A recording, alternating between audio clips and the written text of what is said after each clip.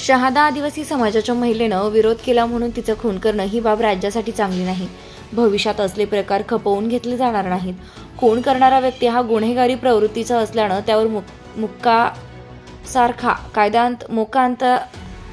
कायद्याअंतर्गत गुन्हा दाखल व्हावा, तसेच संबंधित कुटुंबाला मदतीसाठी आदिवासी विभागामार्फत सर्वतोपरी प्रयत्न केले जातील, असं आश्वासन आदिवासी राज्याचे विकास मंत्री अशोक उईके यांनी केलंय।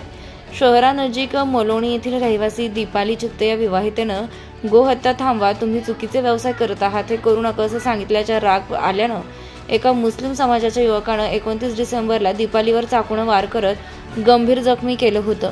उपचारांती 2 जानेवारीला दीपाली चित्ते हिचा मृत्यू झाला। शहरासह राज्यभरात याचे पडसाद उमटले होते। त्या पार्श्वभूमीवर राज्याचे आदिवासी विकास मंत्री डॉक्टर अशोक उईके यांनी दीपाली चित्ते हिच्या परिवाराला सांत्वनपर भेट दिल्यानंतर माध्यमांशी ते बोलत होते। यावेळी ते म्हणाले की दीपालीचा मुलाला उच्च शिक्षणापर्यंत मदत तसेच राहण्यासाठी घरकुल देखील उपलब्ध करून देणार असल्याचं सांगितलंय। यावेळी पत्रकारांनी आदिवासी आश्रमशाळांच्या दयनीय अवस्थेबाबत प्रश्न विचारला असता आदिवासी आश्रमशाळा इतिहास 6 महिन्यात दर्जेदार होणार असून शिक्षण सुद्धा चांगलं मिळणार असल्याचं सांगितलंय। त्याचबरोबर आमदारांनी आश्रमशाळा दत्तक घेण्याचा संकल्पना केल्यात। ज्यांनी ज्या आश्रमशाळा दत्तक घेतल्या आहेत त्या आश्रमशाळांमध्ये 7 फेब्रुवारीला मुक्कामही करणार आहेत। वसतिगृहांच्या सुरक्षेबाबत म्हणाले की प्रत्येक महिन्याला वसतिगृहातील विद्यार्थ्यांची वैद्यकीय तपासणी झाली पाहिजे। जे दोषी असतील त्यांच्यावर कडक कारवाई केली जाईल। यावेळी त्यांच्या समवेत आमदार राजेश पाडवी, जिल्हाधिकारी डॉक्टर मिताली सेठी, जिल्हा पोलीस अधीक्षक श्रवण दत्त, विभागीय उपविभागीय अधिकारी सुभाष दळवी, तहसीलदार दीपक गिरासे, डॉक्टर शशिकांत वाणी, प्राध्यापक मकरंद पाटील यांसह कार्यकर्ते उपस्थित होते।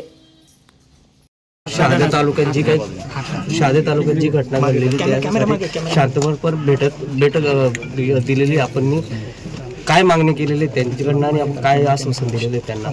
स्वर्गीय दीपाली चित्ते त्यांचा दिनांक 29 डिसेंबरला मुस्लिम कुरेशी या व्यक्तीनं आमच्या जनजाती परिवारातल्या पावरा समाजाच्या बहिणीचा खून केला।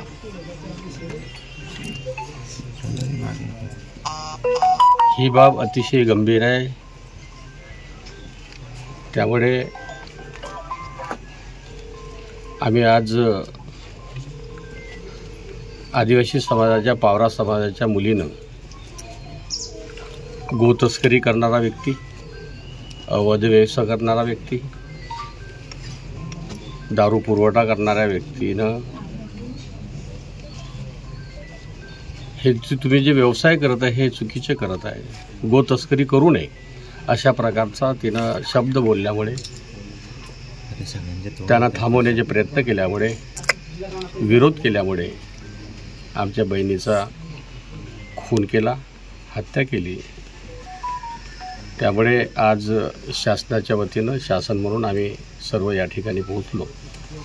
तो गुन्हेगारी प्रवृत्तीचा व्यक्ती असल्यामुळे त्याच्यावर तात्काळ मोकासारख्या केसेस लावण्यासाठी, तपासणी करून लावण्यासाठी प्रयत्न 100% करू।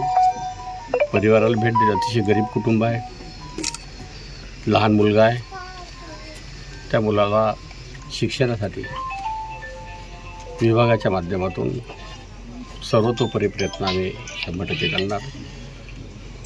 परिवारावर झालेला अन्याय जो आहे तो दूर करण्याच्या अनुषंगाने आम्ही गांभीर्याने घेतलं। 100% आम्ही त्यांना मदत करू, सहकार्य करू।